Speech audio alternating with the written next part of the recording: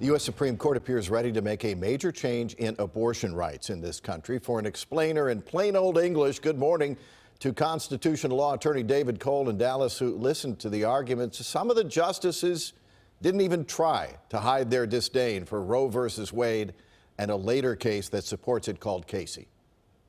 That's true. In theory, oral arguments are for judges to ask questions about, tell me your position, help me understand that. In a lot of cases, that's what happens. Here, with the whole world watching, a lot of justices asked questions that had very long 2 or 3 minute preambles, kind of saying where they're coming from.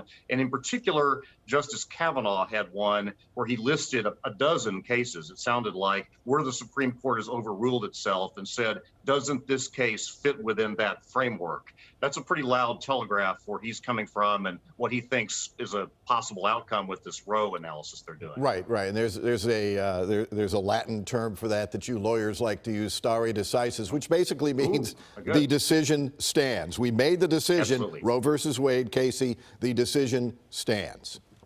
Easily half the argument was about that yesterday, because we have to have certainty. And it's an amazing thing in our legal system, not just constitutional law, all of it. The courts can learn from each other and build and clarify and respond. That's our common law tradition that we took from England when we gained independence. But you have to be able to change sometime. And when you can change is a very difficult question. Justice Barrett said at one point, this case is about stare decisis. Is it time to separate from Roe and from Casey? And that's the technical name for the exercise the court is now going through. Did the liberal wing, now in a real clear minority, did the liberal wing of the court do anything that you could sense might hold off what appears to be inevitable? Is it going to be carving away at Roe and Casey, or is it going to be blowing it up?